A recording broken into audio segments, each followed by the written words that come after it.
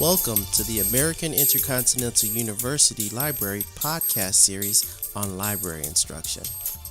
This session will introduce APA style, a very specific way of preparing the reports you will be writing in many of your classes throughout your university experience.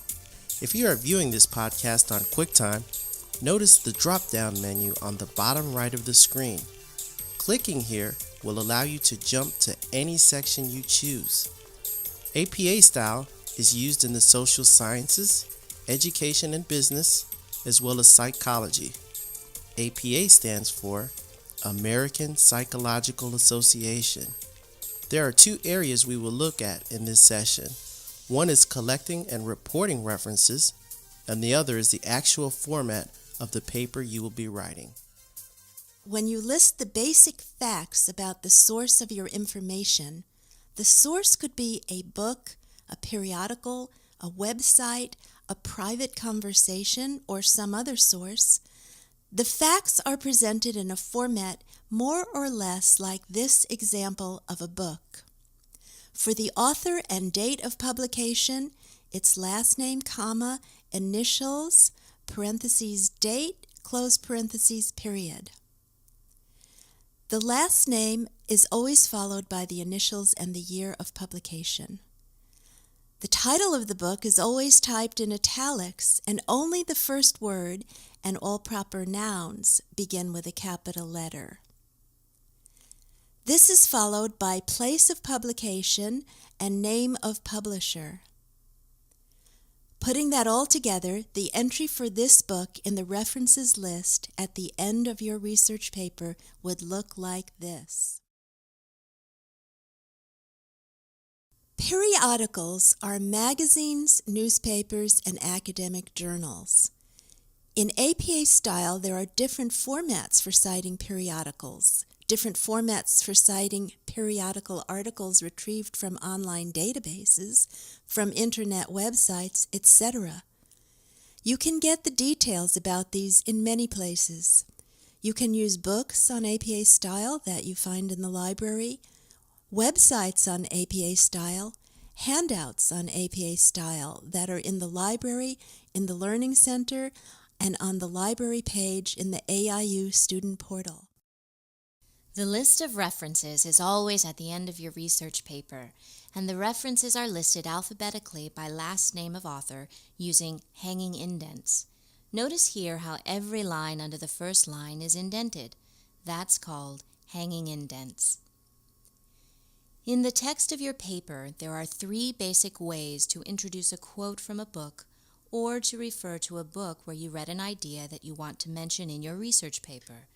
You can write something like, in his book on ancient inventions, John Doe, 2006, gives a description of the wheel. Or, in Ancient Inventions Illustrated, 2006, John Doe mentions the origin of the wheel. Or, the earliest evidence of the wheel comes from Mesopotamia, Doe, 2006. In all three cases, you are referring to a book whose complete citation will be presented in your list of references at the end of the paper. Diana Hacker has a model paper online which gives examples of this, as well as many other features of a paper conforming to APA style. Notice on the cover page, the running head is placed on the upper right corner. The title is centered and lower, etc. On page 6 is an example of how to format a quote that has more than 40 words. APA style is very specific about the placement of type on the page. General guidelines include these. The margins are 1 inch on all sides, top, bottom, left, and right. The font is 12-point, Times Roman, or a similar font. All lines should be double-spaced. Paragraph indentation is 5 to 7 spaces. The references are arranged alphabetically by last name of the author in a list at the end of the paper.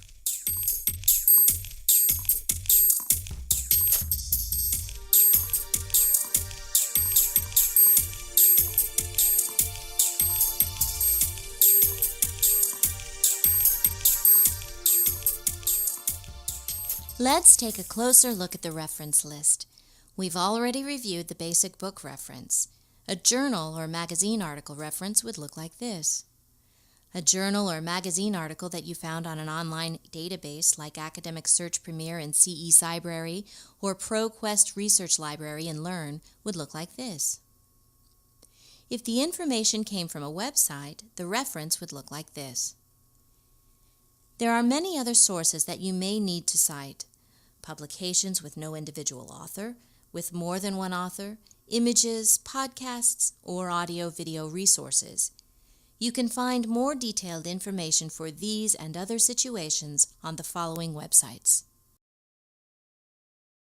Some online databases have made it easier for you to collect citations. If your source is a book, you can find an APA-style citation in WorldCat at www.worldcat.org. Type the book's title in the search field. Be sure that the book you choose from the results list matches the edition you used.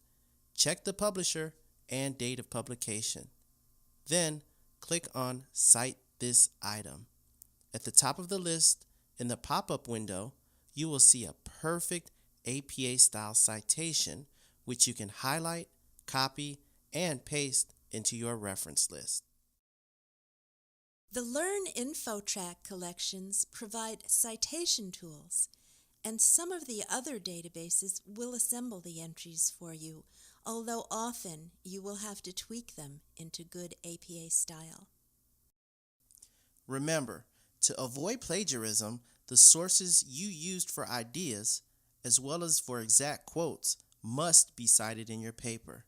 You can find more information on scholarly research papers and plagiarism in the online writing lab, in the Kansas University Writing Center, and in Turnitin.com. The AIULA Library podcast on plagiarism will give you further information that you need to know for writing a research paper. And remember, the library staff and the Learning Center staff are here to help you whenever you have a question.